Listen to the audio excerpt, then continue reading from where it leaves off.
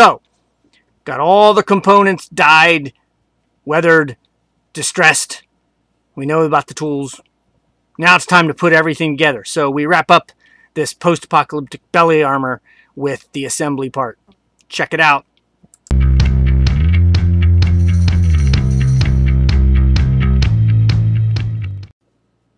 All right, so we're going to start, of course, with cutting the belt section, and this is, of course, a review, so some of this stuff will be stuff that you may have learned before. But I use a simple strap cutter. They're available from many leather suppliers. The one from Tandy is really pretty good, actually. And essentially, you use this T-shaped device. There's a blade in the one part, and you just pull it along a straight edge, holding the work part, the strap part, as you go along. Obviously, if you have a long hide, this is a little bit more of a challenge, but it is really one of the better ways to cut stuff. Obviously, you can use a long ruler too, but this is probably the most effective way I have found to cut straps. So once you have your strap, then you need to bevel the edges. In any belt, you typically would do this. Just to take a little bit of that edge off, it makes it finish a little bit nicer. In the terms of post-apocalyptic, it's not as necessary, but still you would assume that this belt would have been worn at one point. Then we want to get our measurement. In this case, it was 38 inches. So I am measuring from where the bend is that you can't see, and that is where the middle hole would be for a belt. So there will be 2 holes on either side of that. Now, because this is a double-pronged belt, I made this handy-dandy little template so that I can get the spacing right. In this case, I used 1 inch, but I took the belt prongs and just got the spacing and transferred it to this cardboard piece that's the exact same width of the piece that I'm using. These little tools are really handy, and you never know when you're going to do yet another one. In this case, I have to do 2 sets, a full set of 2 belts. So this is going to be helpful. And in many cases, they do all the holes. So this would be useful. I did make this at 3/4 gap or 1 inch gap, but that's up to you. So now I have my holes marked so that I can, well, put the holes in the leather. There's 2 ways you can do this. There's the sort of grip hole punch, and then there's the drive punch. 2 different variations. They both work equally well.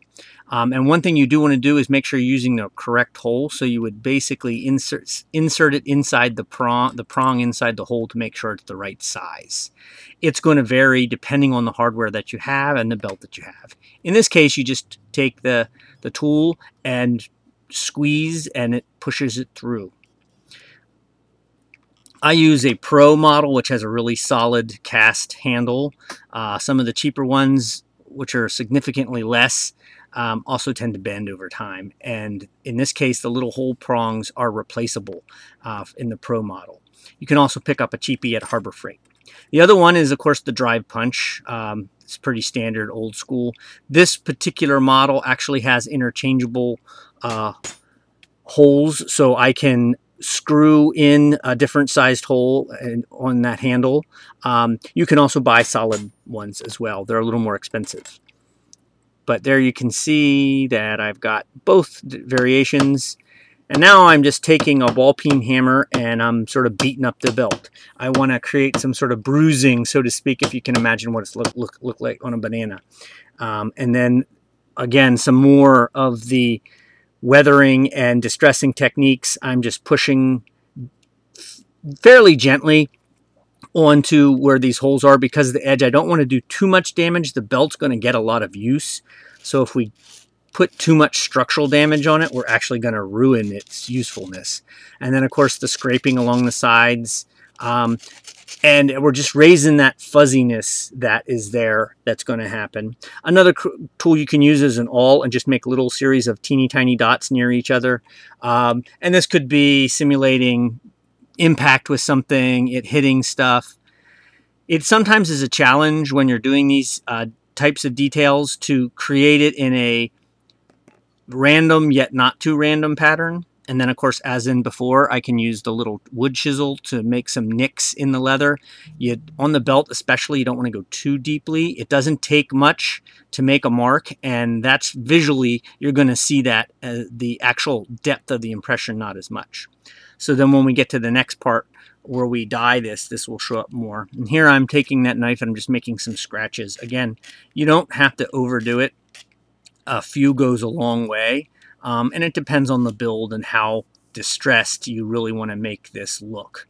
And again, these are all things that we did before in the earlier part of the video. And you know, it's up to your discretion. I always like to do a good job and cover things, but not overdo it. Less is more when it comes to distressing and weathering, because you can usually add more on if you need to. And then the actual use of the belt will sort of create its own thing. Now here I'm using the sanding block to give it an overall sand. It will help make it look a little more matte. I'm also sanding those spots where the holes for the prongs are going to come through. That's going to receive a lot of abrasion. And then of course the tip too, because that tip is always hanging out there. And you want to pay special attention to that. Now I've wet everything, and now I'm twisting it. Wetting the leather, the veg tan leather, will make it softer and allow it to be more flexible. This will open up some of those pores so the dye will be received a little better. This is of course something you don't have to do, but it really is going to make it look just a little bit more worn. Remember, these are belts that you literally pick up. Next part we got to do is create the keeper for the belt. So this is optional, but it's often a great idea if you've got an extra long belt tip. And what I do is I just take a strip of leather and wrap it around the folded portion, because this is the same as if it was going to have to go around the belt itself plus the part of the belt tip that it's keeping, so to speak. And then you just make a mark. That's where they would butt if you were going to sew them together. If you're going to use a rivet like I did in this case, then you would make a mark where you want to cut it, and then you have enough overlap to just rivet those two pieces together. Either way works. The rivet's just simpler for everybody to do. Doesn't require a lot of skill and kind of adds a look. As you'll see, I use the rivet as a look.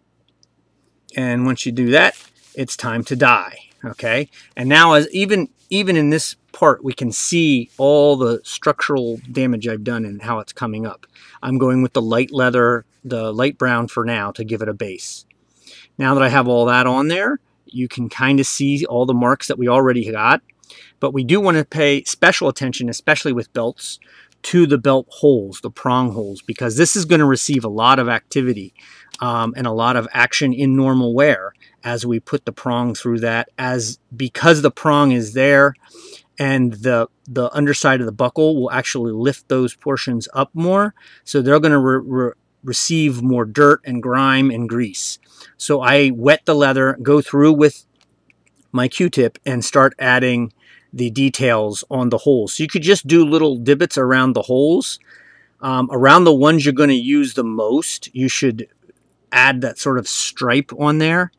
And there's a reason I wet this too, is because it sort of will only allow it to blend a little bit better. It looks very strong and overdone right now, but wiping it off like that really helps reduce it and makes it look a little bit more natural. And then remember, we're going to go in with a darker brown, the medium brown, and that will sort of make that look just a little bit less distinct.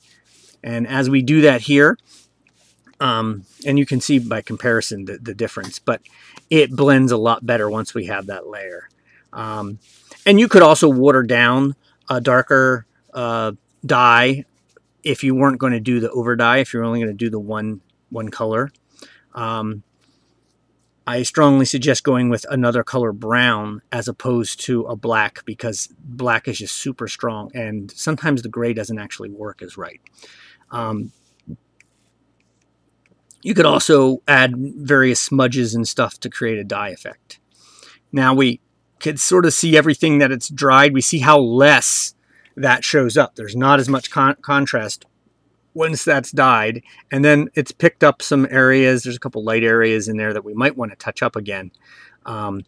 It just depends on the look you're going for.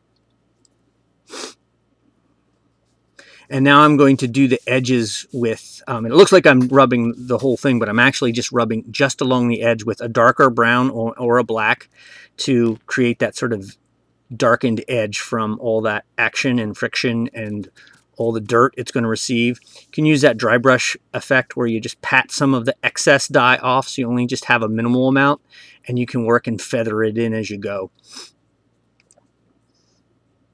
You notice I'm kind of doing little fluffy streaks. Now, we also need to put the slots for the prongs in there. I have that slot cutter, which is ideal, and that's a relatively cheap tool from Tandy. There's more expensive ones, but just using the hole guides, I can line those up, and those holes should be in the center of the bend for the belt.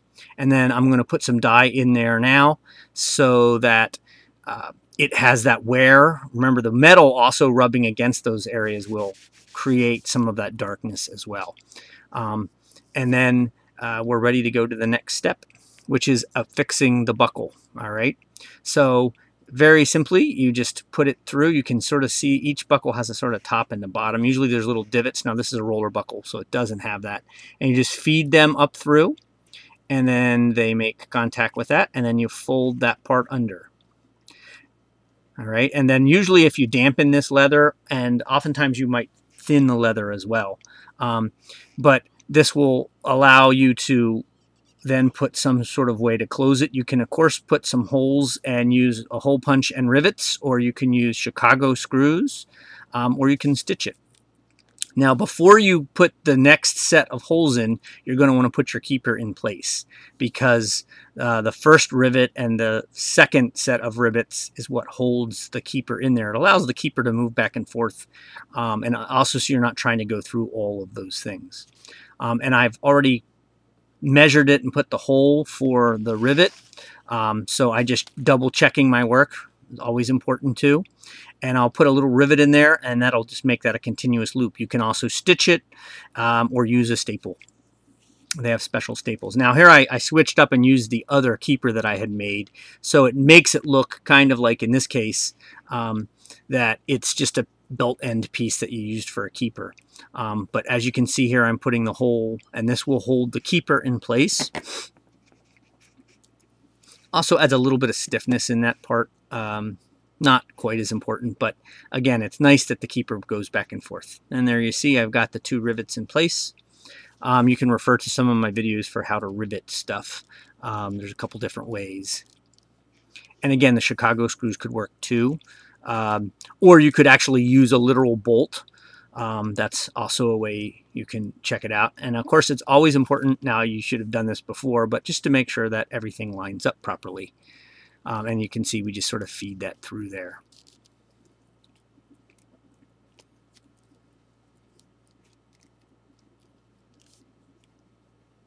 And ta-da! Now, of course, you do not have to have everything be the same color. The keeper could have been a different color because it could have been added later.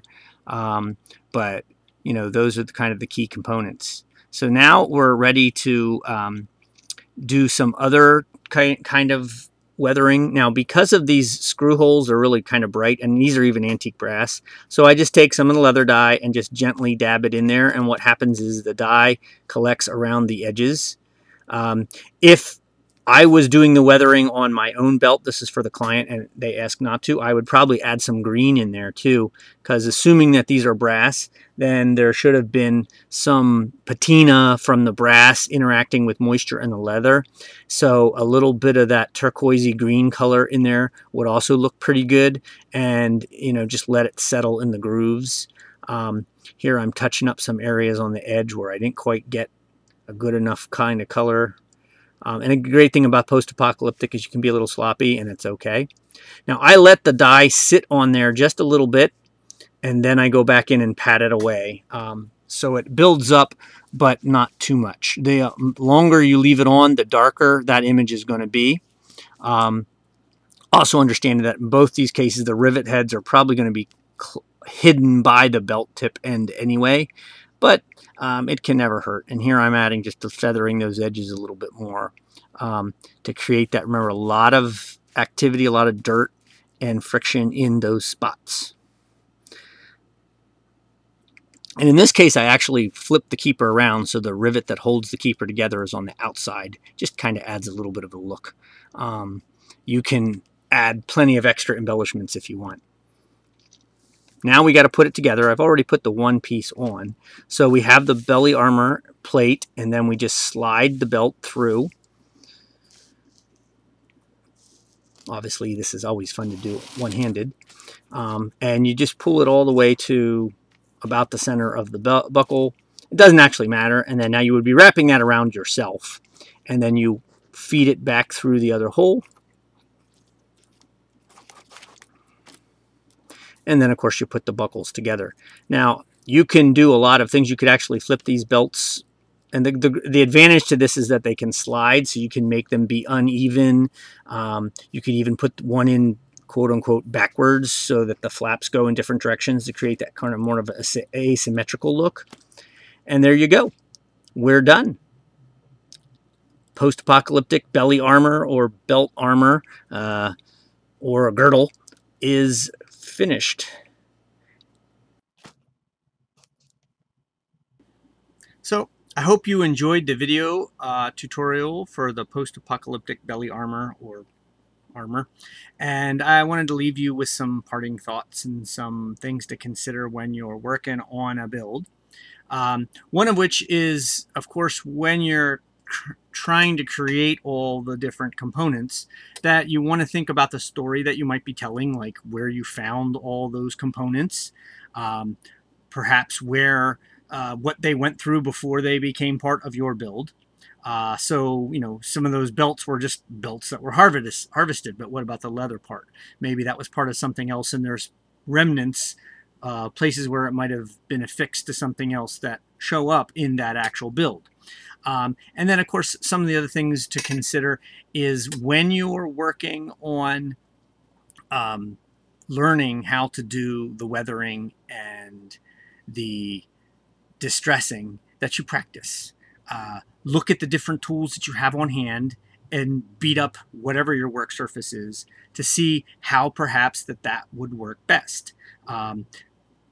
You know, me scraping with the utility knife was just something I did. Actually, I did the one thing by accident. I was going to go hit another part and I accidentally hit it. I'm like, oh, well, that makes a cool mark. And so think about that. You, of course, want to balance the destructiveness of the distressing with it being functional.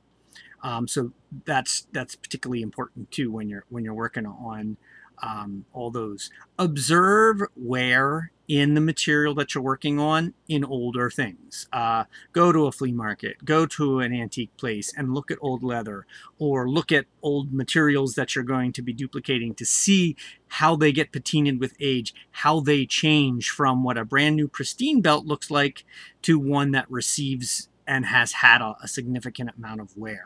And, you know, think about those ideas as outcomes or goals, and then how do you achieve them? You can achieve a lot with a little too. That's the other thing with any of those, is start small.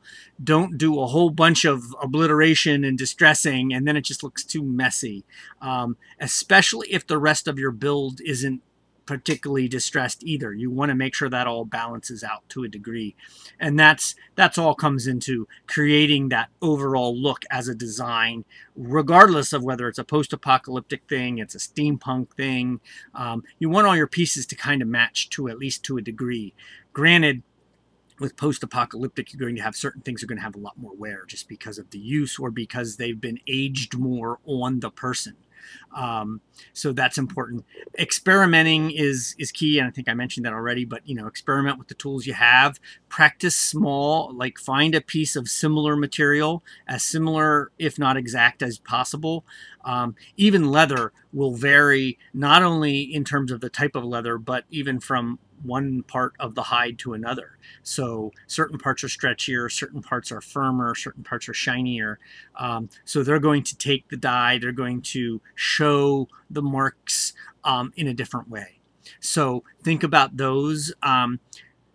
think about things that you can use to, of course, create those shapes, that repetition, that pattern, that creating the look of randomness that's not so random.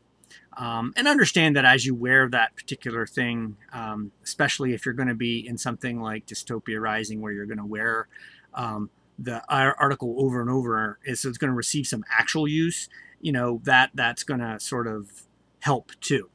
But really, it comes down to that whole idea of think about what you have, um, in terms of tools and in terms of materials, and just play, just practice. Um, I'm not going to pretend to be a super duper expert, but a lot of what in fact, some of my weathering stuff comes from when I used to paint models. So some of the dye techniques are really just old school weathering on a model. So kind of think of like dry brushing and things like that. Many of the techniques we are using and the way we apply them can even go back to things we learned in elementary school. Wax resists, and we would take straws and put dye on it and blow on the straw to move the dye around.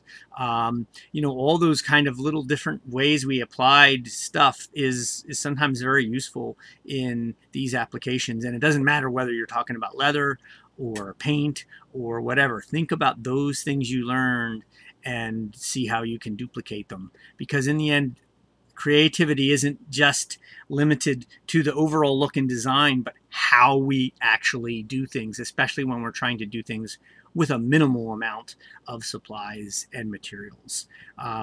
And that's always the thing I always try to push, is try to work with what you have. And then as you get more talented and skilled or practiced or continue to enjoy the thing, then build up stuff. Buy an airbrush or buy a particular tool that makes your life easier. But you can really start with some minimal items. And I'll be covering tools and stuff like that in a near video in the future. But for now, I just hope that you found some use for this. Please like, share, leave a comment, perhaps with some ideas for some further builds that I could do. I did this one because it was a client build, but I'm more than welcome, more than happy to take input. And please subscribe as well if you find these videos helpful. Or even if you don't and just want to be a nice person. I mean, that's cool too. And remember, keep creating cool shit. Bye.